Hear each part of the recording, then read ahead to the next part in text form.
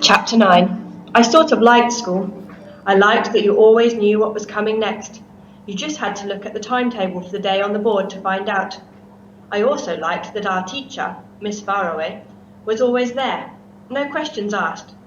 She would come and collect us from the playground at 9 o'clock every single day, with the same sort of smile on her face each time, and there was not a day when she wouldn't turn up. The thing I liked most about school was Gaia. I liked nothing more than to see her smile or to make her laugh, and I never got more upset than when she got hurt by someone. Like on the day we planted our seeds. I'll never forget it. Everyone at school had been talking about a warehouse that had just fallen down, just like the pub. Some people had walked right past it to come to school, and they were telling us about the broken glass and the funny bits of metal that were left in place of where the warehouse had once stood. We were talking so much that Miss Faraway had to clap her hands together to stop our chatter. When we were quiet, she announced that we would plant sunflower seeds today. I didn't have to look at Gaia's face to know that she was smiling. Gaia loved growing things. She told me once about a little garden she had made on her windowsill. She had a little pot of mint and an old houseplant her mum was going to throw away when it looked like it was dead, but that Gaia had brought back to life. She would collect bits for it all the time, too.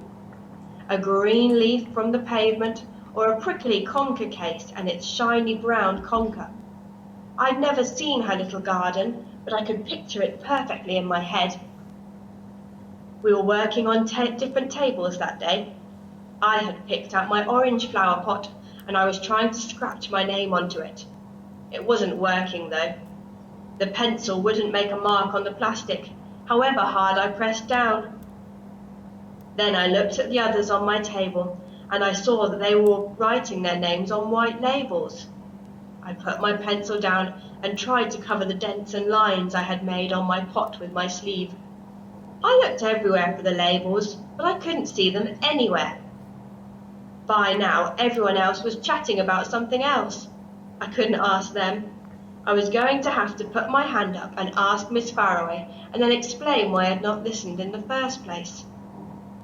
I never meant not to listen, but sometimes when someone apart from my mum or Gaia was talking to me, I felt like I was floating away far up above where they were. Their voice would become muffled, so I couldn't make out the words they were saying. A lot of teachers used to get quite cross with me when this happened. They would bellow, "You are not listening!" at me to make me pay attention. Miss Faraway was not like that. She was much kinder, and sometimes would repeat things several times, just for me. It still didn't stop it from happening, though. I was just about to put up my hand when Gaia caught my eye and raised her eyebrows at me as if to ask, "Are you okay?" I mouthed, "Labels," as clearly as I could, so she would be able to read my lips. She gave me a little nod and stood up from her table and went up to Miss Faraway's desk, where there was a pile of white labels in a little green basket. "Gaia, haven't you already had one of those?" Miss Faraway asked. "I made a mistake, so I need another one," Gaia replied, and Miss Faraway nodded and turned away. Gaia dropped the label in front of me as she went back to sit down, and I quickly wrote my name on it and stuck it onto my post so that it looked just like everyone else's. "Thank you," I mouthed to Gaia. "I owe you." She just smiled and looked away. After that, we filled our pots with soil. It was sticky and black and smelled of the outside when it rains. I liked the feeling of it between my fingers. I could see that Gaia did too, because she, like me, was playing with it. She was taking a pinchful of soil between her fingers and then rubbing it together so that it fell into the pot like snow. "Miss Faraway, Gaia's making a mess," someone from her table called out. "Well, gardening's a messy business. You have to get your hands dirty," said Miss Faraway.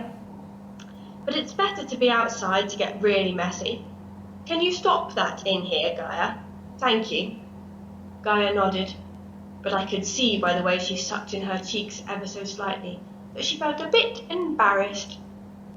After that, we chose a sunflower seed to plant, one each. I spent a long time choosing mine. It had thick stripes down the middle and then thin ones down the sides. I made a little hole in the soil with my finger for the seeds and then covered it up so I could not see it at all. I looked over at Gaia. She hadn't planted hers yet. She was still holding it in her hand, and it looked like she was whispering something under her breath. "Miss Faraway, Gaia's talking to her seed," a girl from her table shouted out. The whole class laughed loudly. It took Miss Faraway a few minutes to get everyone to be quiet again. By then, Gaia had shoved her seed into the pot and was looking down at her lap so that I couldn't see her face. We went out to play not long after that, Gaia marching ahead of me. I hurried after her, but overheard two people talking. "Did you do it?" "Yeah, I just went in and Miss wasn't there. She's looking at us right now, freaky Gaia." Hearing her name made me stop right behind the two girls. "Where did you put it?" "In the bin. She's going to be talking to just an empty pot from now on." "Ha, she's such a weirdo." "Yeah, she's such a weirdo." They were looking right at her as they talked. They couldn't have known she could understand what they were saying from all the way across the playground. Only I could see from the look on her face that she had understood exactly what they had said.